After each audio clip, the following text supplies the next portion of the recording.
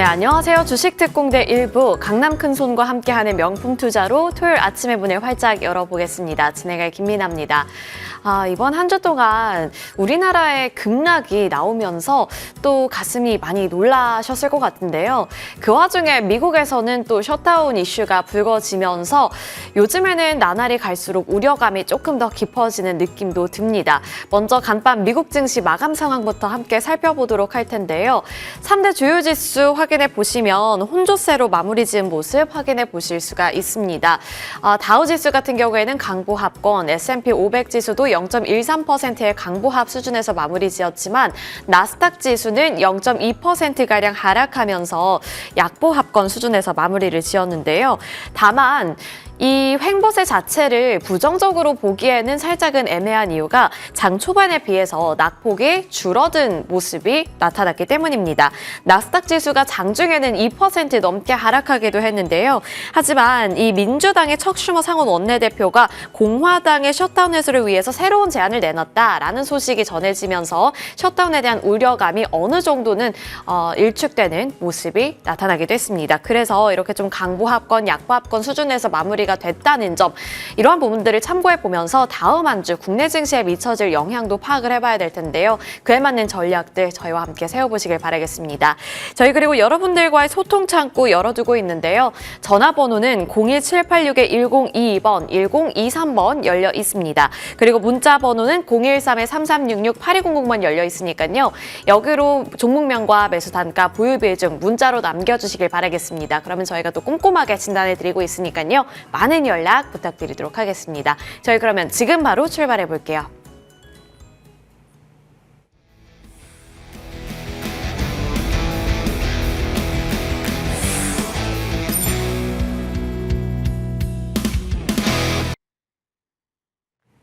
네, 한 주의 큰손 리스트 CG로 화면을 통해서 만나보도록 하겠습니다. 오늘도 4가지 준비되어 있고요. 로봇 섹터와 조선, 화장품, 반도체 이렇게 4가지 나와 있습니다. 많은 분들께서 궁금해하실 만한 섹터들이죠. 그중에서 로봇을 먼저 살펴볼 텐데 로봇이 올 한 해 내내 질주를 하다가 최근 들어서는 흔들림이 조금씩 나오고 있는 것 같아서 이제는 진짜 팔아야 할 때인가 이런 게 궁금할 것 같아요. 위원님 어떤 관점이실까요? 종목별로 좀 다른 것 같은데요. 보도록 하겠습니다. 네. 일부 종목은 또 떨어지지만 또 일부 종목은 또 올라가는 모습이 나오고 있는 것이 이제 로봇 분야 테마가 되었는데요.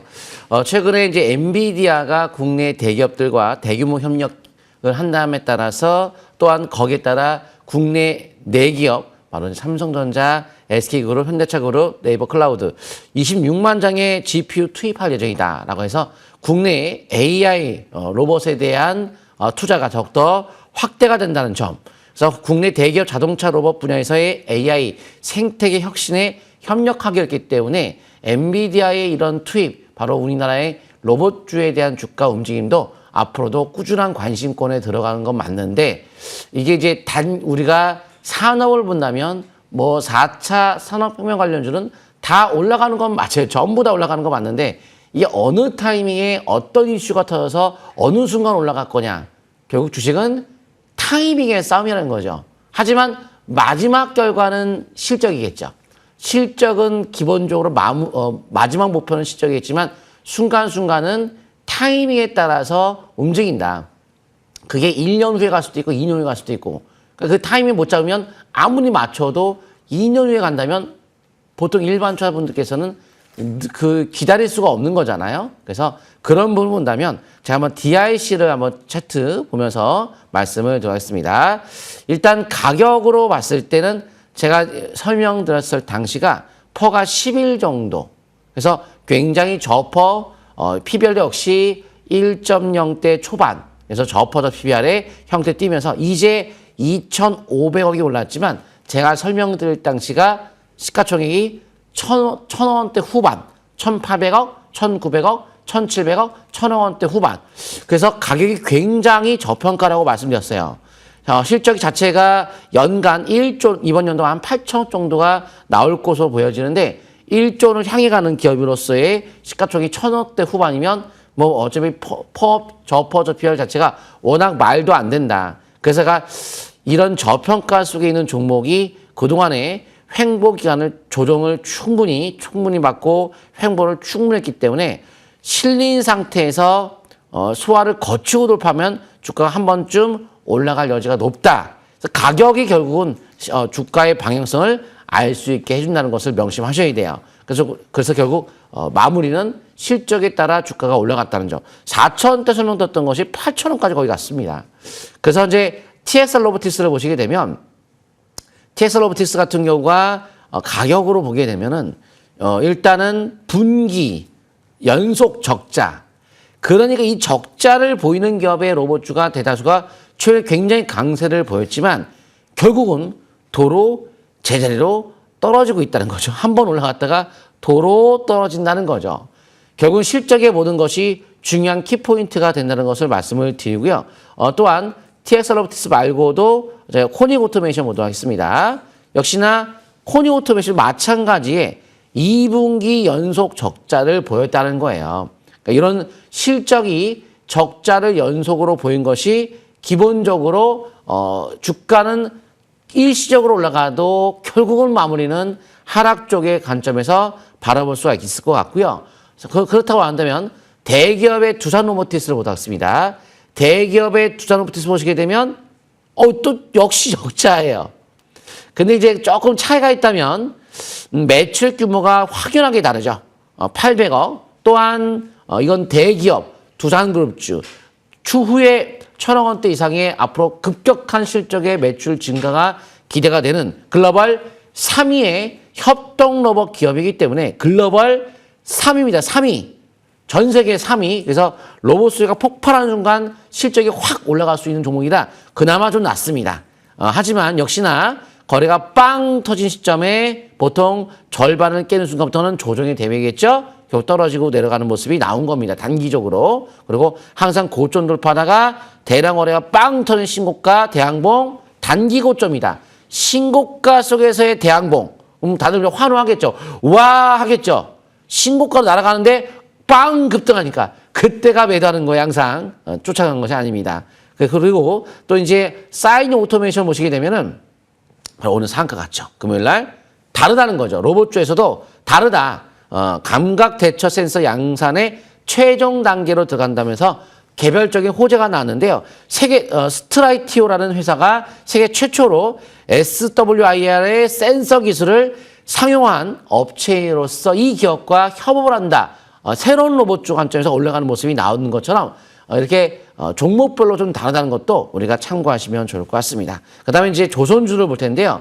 조선주는 그동안에 신고가로 올라가면서 시장을 주도하고 지수를 주도했습니다. 미국과의 마스크 프로젝트를 이용한 또 기대감도 있었고요. 하지만 영원히 상승은 없다는 것을 우리가 오늘 좀 확인할 수 있을 것 같은데요. 차트 속에 묻었습니다. 10월 달에 이 세계 선박 수량 급감, 이 사이클에 따라 움직이는 것이 조선, 경기 사이클, 경기 둔화, 그래서 금리 인하. 자, 이런 상태에서 주가가 올라가다가 꺾이면서 따라서 이제 조정이 이미 들어갔습니다. 가격은 퍼가 상당히 높은 형태를 띠고 있죠. 그래서 이미 신고가 속에서 주가가 많이 올라간 상태에서 첫 번째 음봉이면 아까 설명드린 건 똑같죠? 신고가 속의 장대항 보면 단기 매도다. 그리고 조정 나오는 첫 번째 신고가의 첫 음봉은 매도 관점 조정권에 들어갔고 이런 차트에 대한 그 보조지표가 하락 신호에 대한 시그널 하락 바로 데드크로스가 났기 때문에 조정에 대비하는 전략 가셔야 될 것 같고요. HD 현대중업 같은 경우에도 마찬가지로 이렇게 퍼가 높죠. 역시나 특히 요건 하락장형 음봉 신고가 속에서의 장대양봉의 몸통이를 감싸놨죠.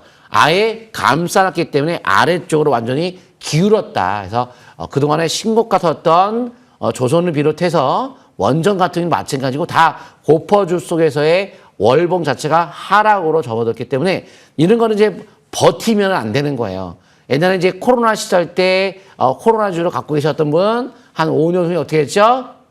반토막에 뭐 꼭 그런 건 아니겠지만 신고가를 갔던 종목들이 꺾여버리게 되면 그때는 절대적으로 보유하지 않는 것이 좋을 것 같고요. 단기로 본다면 일봉 차트에서 현재 이렇게 랠리가 나왔던 파동의 절반 깨지면 스톱. 그리고 월봉이 과열권 들어가면 일봉 차트에서 21선에 대한 생명선이 붕괴가 될 경우에는 항상 경계 모드로 간다는 것을 명심하시면 좋을 것 같습니다.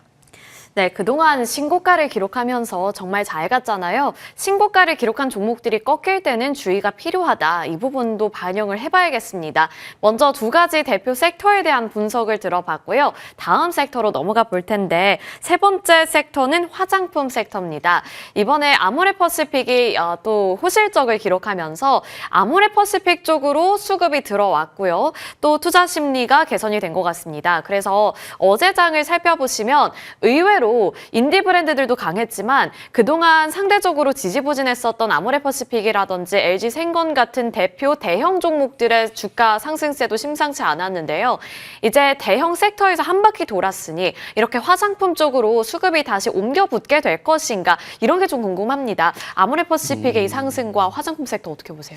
화장품에 한번 보았습니다. 네. 화장품 모든 분들이 또 좋아하시는 분야가 되겠죠. 한국 K뷰티가 전 세계적으로 정말 많이 팔리고 있는 상황이다 보니까 실적도 3분기 실적이 좋게 남에 따라서 시장의 주도 흐름을 일시적으로 좀 보였습니다.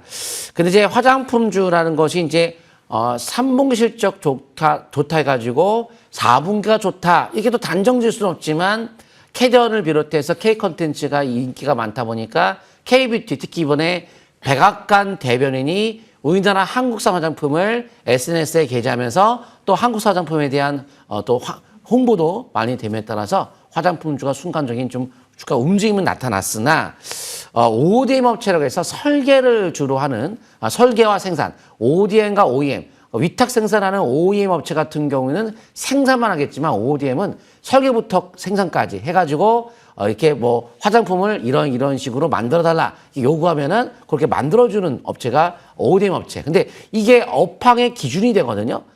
이게 화장품 업황이 막 호황이면 설계라는 어떤 특이사항이 많이 이제 수요가 폭발함에 따라서 올라갈 텐데 그 한국 콜마 코스맥스 하락 국면에 화장품 업종으로 왔을 때 주가 흐름 자체가 그렇게 좋아 보이지 않는데요. 한번 제가 잉글우드 랩부터 먼저 보도록 하겠습니다.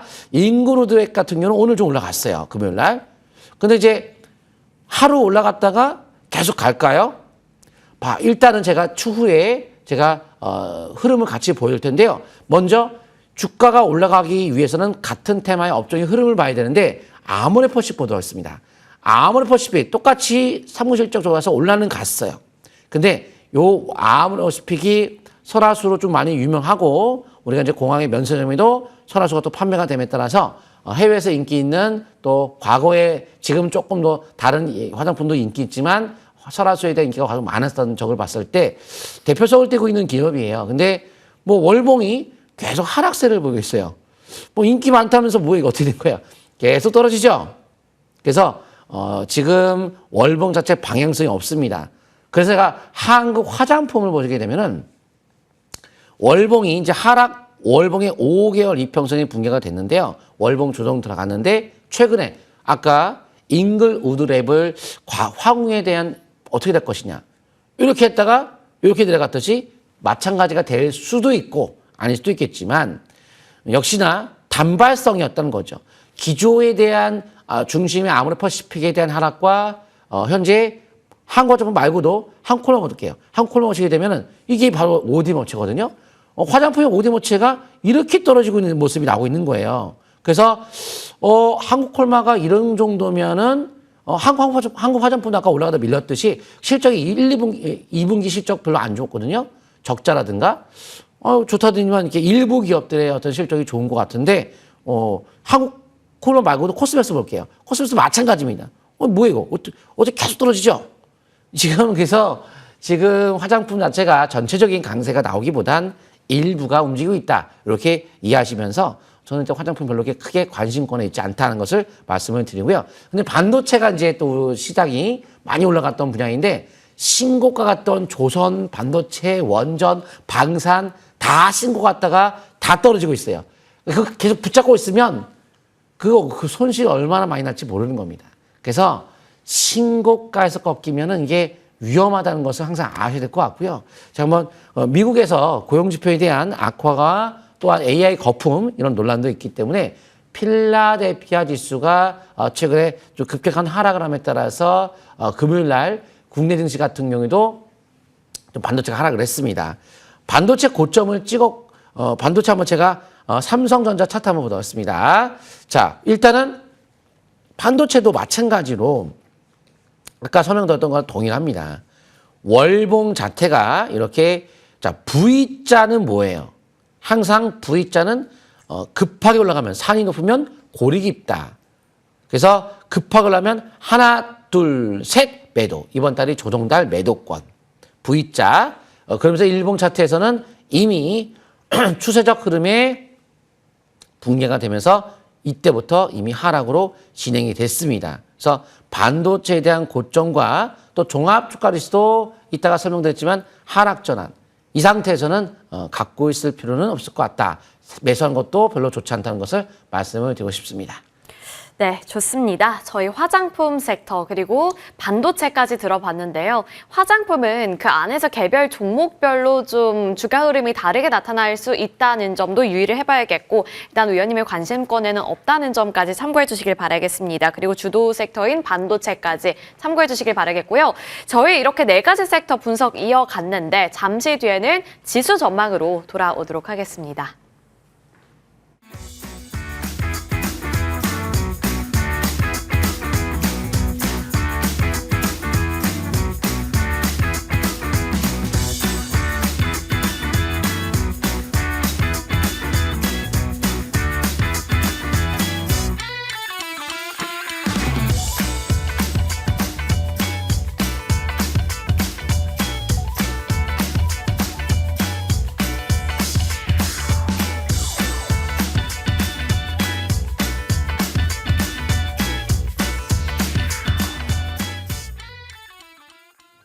자, 오늘 이제 종합주가지수는 이제 당분간은 조정이라는 것은 이미 명백하게 다 확인이 됐고, 과연 이게 이제 끝이냐? 끝은 아니다. 주식은 365일 돌아간다. 그래서 올라갔던 거 떨어지면은 못 갔던 게 올라가는 거예요, 이제. 종목만 잘 고르면 되는 장. 2008년도 금융위기, 97년도 IMF, 이런 것만 아니면 돼요. 그건 그 10년 주기로 오는 건데, 코로나, 대폭락. 이런 것만 아니면 돼요. 아직까지 코로나 터지고 10년이 된다면 아직도 한참 멀었고요. 그래서 2030년도는 돼야 AI 버블이 터진다거나 한다거나 아니면 오픈 AI가 대규모 투자를 했잖아요. AI 쪽에서. 거기에 모든 기업들, 특히 빅테크 기업들이 다 몰려있거든요. 투자 어마어마하게 많이 했습니다. 오픈 AI가 무너지면 다 세상은 무너집니다. 그 무너지게 내버려 두지 않아요. 그래서 내년도 하반기 정도에 오픈 AI가 상장 예정으로 알고 있는데, 약간 시기는 달라질 수 있겠지만, 상장하기 전에 AI 버블 터져 붕괴된다. 그럴 리는 없을 겁니다. 상장한 후에 버블 형성해서 떨어지는 거지, 지금 AI 초기 단계이기 때문에 버블은 아닌 것 같고요. 그냥 많이 올라갔으니까 잠깐 쉬어가는 조정일 뿐, 증시에 대해서 걱정하지 마시고 열심히 좋은 종목에 투자하시면 되니 너무 걱정할 필요가 없습니다. 그건 맞을 것 같습니다. 왜냐? 상장하기 전에 무너지면, 상장할 때 보통 어떻게 했어요? 지금 이제 백종원 회사 같은 경우 더본코리아도 상장 직전에 그 흑백 요리사를 통해서 몸가루 확 띄워놓고 딱 상장했잖아요. 마지막 피날레죠. 오픈AI도 AI 딱 붐이 일어나서 피날레를 장식하면서 상장을 탁 해야지. 지금 여기서 무너지면은 그 돈, MS, 마이크로소프트사, 아마존 쪽에서 엄청 돈 들어갔는데 그거 다 어떻게 회수할 겁니까? 저기서 빅테크 기업들 월가 쪽에서 그렇게 시장을 내버려 두지 않을 거고 언론에서 띄울 수밖에 없다는 것을 일단 참고하시면 좋을 것 같습니다. 일단 제가 지수에 대한 움직임 인버스 통해서 보도록 하겠습니다. 자, 제가 3월 달에 이미 제가 인버스 하락 신호 찍히면서 증시, 코스피 증시가 랠리가 나올 거다 해서 지수가 계속 떨어지면, 인버스가 떨어지면서 지수는 계속 올라갔습니다. 아직까지도 상승세가 나오지 않았기 때문에 지수가 하락한다, 이렇게 월봉이 그게 단정 지수는 없다는 거죠. 장 괜찮아지. 근데 다만 바닥 이거 제가 이번에 만들어냈잖아요. 그래서 이런 시점에 한 번에 이제 연속 하락에 양봉 나올 때는 반등 여지는 있어요. 그래서 이번 달 자체가 월봉의 반등 여지를 열을 수 있고 인버스 그럼 거꾸로 지수는 이제 내려갈 수도 있겠죠. 자, 그리고 이제 주봉이 나왔어요. 그러면 이제 그때 중간에 제가 9월 달에 인버스가 9월 달에 인버스 자체가 하락이 나오길래 다시 지수가 올라가겠네 가능성을 열어두고 바라봤는데 그때 수급이 외국인들이 수조 원씩 엄청나게 들어왔어요. 그래서 결국 주봉이 인버스 꺾이면서 지수가 랠리가 빵 나오고 인버스는 쭉 빠진 거예요. 근데 거꾸로 나왔네요. 거리 섰네요. 거꾸로. 그럼 인버스가 좀 올라가겠네. 이제 좀 어느 정도는 지표 올라오죠. 아, 반도체, 조선, 경기민감주, 배터리 등등 좀 빠질 수 있겠구나. 인버스가 올라오니까요. 그래서 지금은 당분간 지수는 기대하지는 않고 있어요. 저는 기대하지 않습니다. 하지만 무너진 장만 아니면 된다. 좋은 종목에 상한가 치고 올라간 것도 많이 있으니까 주의하시면 좋을 것 같고요. 현재 월봉 차트 코스피가 자 이제 첫 번째 음봉 나왔어요. 제가 이 종합주가지수에 대한 월봉 아까도 말씀드렸지만 첫 번째 음봉 나올 때는 연속 상승 시에는 한번 조심을 해야 된다라고 말씀드렸죠. 주봉 차트 볼까요 한번? 자 여기서 지표가 꺾이는 모습이 나옵니다. 과열. 과거에도 과열.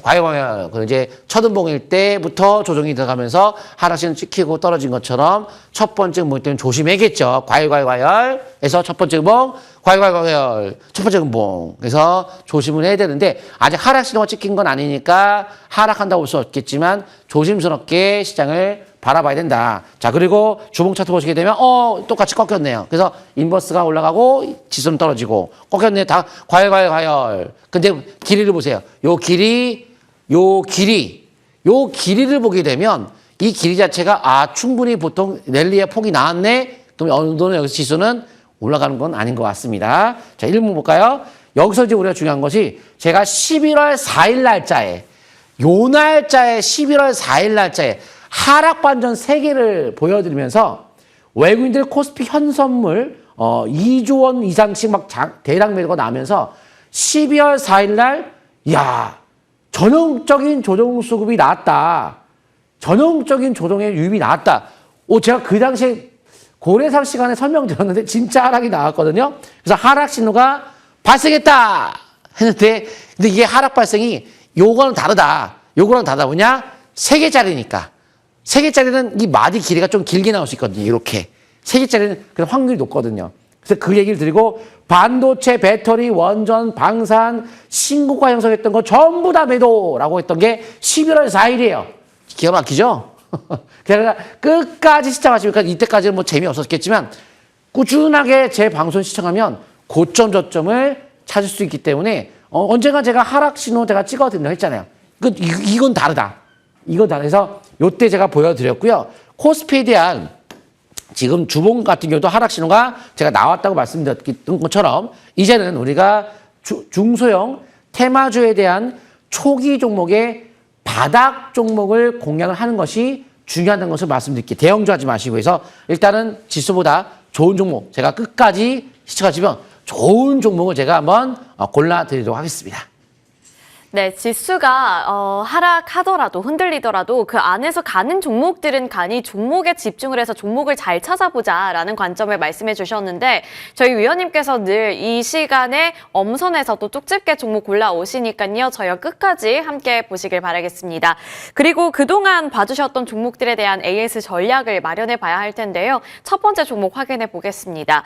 9월 15일 고래사냥에서 봐주셨던 모델솔루션 나와 있고요. 모델솔루션이 지난 금요일 어제죠. 19%대 강세로 거래를 마쳤습니다.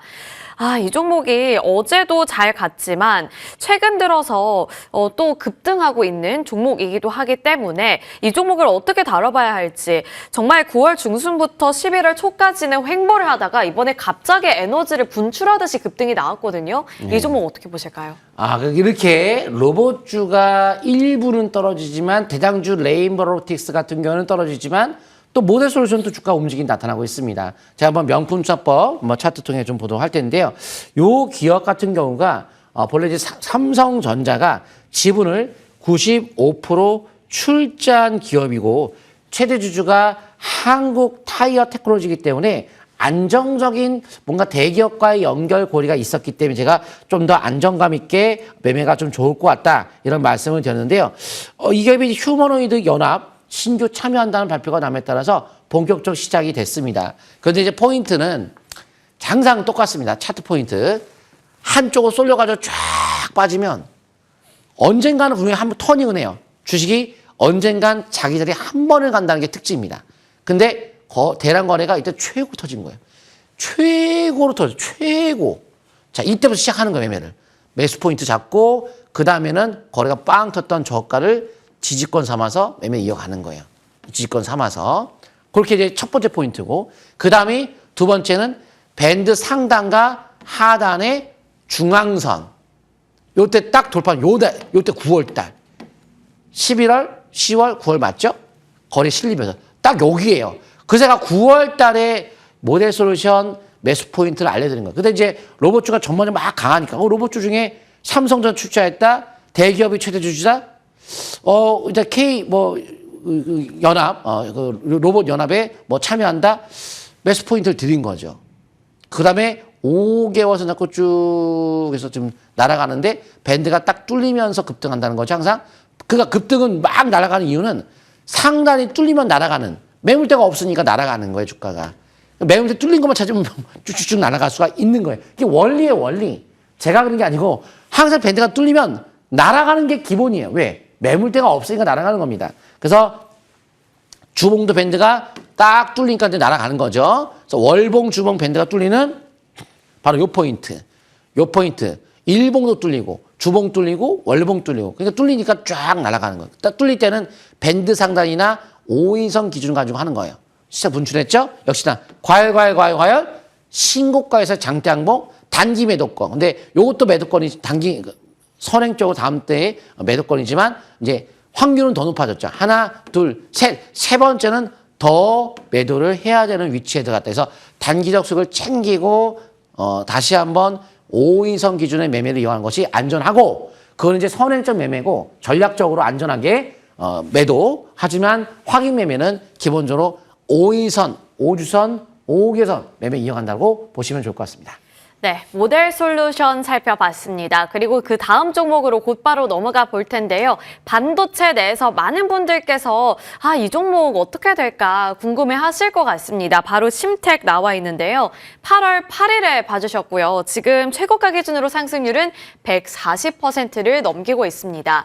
이 종목은 궁금해지는 게 지난 목요일 우리 증시에 충격이 상당했잖아요. 그때도 이 종목은 흔들리다가 정말 힘을 내주면서 아랫꼬리를 달고 마무리를 지었고 심지어 그날 신고가를 기록했던 종목이기도 합니다. 이 종목 많이 올랐지만 앞으로의 업사이드 더